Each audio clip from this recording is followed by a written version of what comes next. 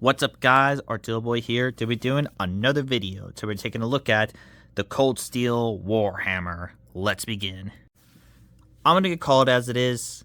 I'm calling this the mcrib of Cold Steel because it's one of the very much popular demand type hammers and you probably need to find it at a specific time to actually make it easy to find. So let's get to talking by the whole thing itself. I got this alongside with the, let's see, oh yeah, I know the piece, the Cold Steel Poleaxe. And if you definitely know that one, that was a really long beast to take care of. Okay, so you got the Taiwan right here, right onto the hammer. And of course, the original early model of this one did not have like the 4 diamond spikes on it with their blunt ends, which, yeah, that's gotta be one really painful thing to deal with. And of course, you have a big old spike. I've actually tried looking for like good things like the war hammers, the maces, and stuff like that. This was in 2023 when I was like actually beginning to collect swords and knives again.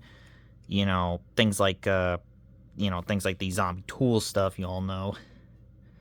Yeah, I was trying to look for this guy too. Okay. This also have like, again, you do have to, of course, the steel itself is 1055, that's what it is. And of course, for this one, have like these 2 long shafts, but with the very much of 7 small screws. I recommend to pre-drill the holes if I were you. It didn't do anything, but again, was looking for a pretty good deal to it. And by the way, this could probably also be a weapon too, because without the hammer end, this would be a major pain to deal with something like that. Alongside with the whole handle was made of hickory. So let's get started with the size itself.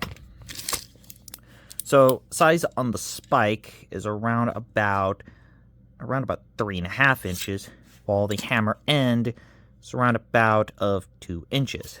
But the whole head itself is around about of 7.5 inches. But for the size on the hammer, it's roughly around about 1.5 inch. Of course, the entire overall size and the handle of the entire thing would be around about 30 inches, kind of similar size to the Kraken of all things. And let me just show you what I can tell you by that size. So yeah, it's actually longer than the Kraken, but you could definitely know for that one. So let's get started with the tests themselves. And yes, we're going to tell you what they're going to be. They're going to start off with the cans, cinder block, none frozen, and then frozen.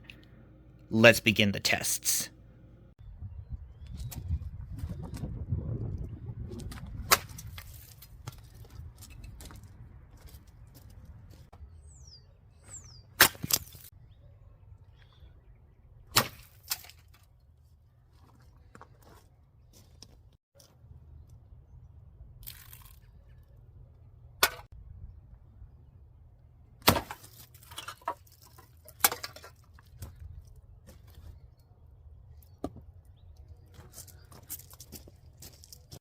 So the results out there for cans for the hammer end completely like ripped the whole can, like it. Look how that thing exploded, like it actually exploded from that can. You know, for the striking end, look at that. That's crazy about it. Like I mean, that exploded yet again. Like, that's really brutal. Meanwhile, for the spike end, you could probably know, it's, again, it ripped. And here's the pointed end, which it, like, ripped the can of all things. Meanwhile, for the striking end, that's that's the hole. There's the hole, folks. Like, you could probably know that thing just exploded. Yeah, that's really crazy. So let's get to our next test.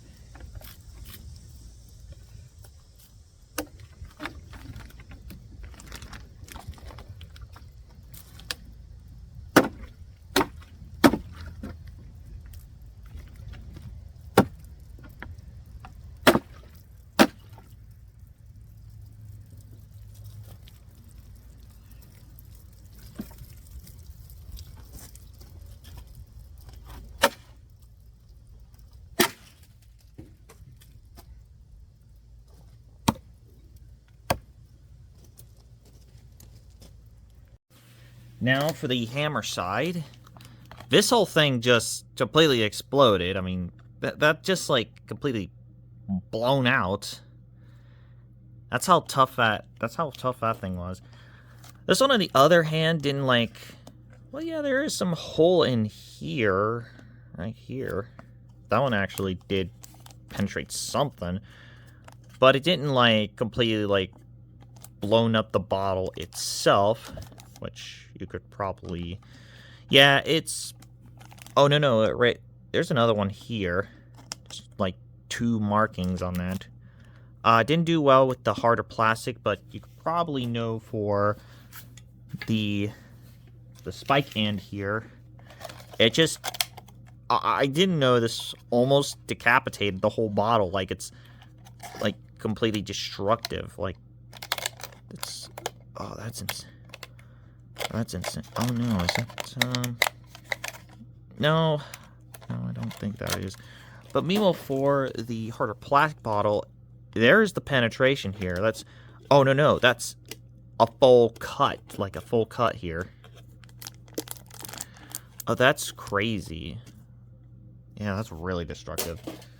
And now we get to the jug itself. Now, I actually did 2 sides because I don't think the hammer would have like completely destroyed the plastic. But you could probably seen the results here, and yeah, some of the hammers actually did penetrate through the hole, like it actually cut a hole and all. But for the spike end, there's right here. I mean, oh yeah, there's one right here, there's one right here, there's one right here. I think that might be just a hammer end. There's the spike end, there's the hammer blunt end. And now here's that one. And I think it's that one right here. And then we get to this big destructive cut. Like, the whole hammer lodged inside the bottle. Like, the entire jug itself. It took a while to actually get that thing off. And the funny part about it here, it also was responsible for this giant hole, gaping hole too. Yeah, that is some pretty destructive hammer. So let's get to our next test. We're going to freeze we're going to freeze the jugs and destroy them.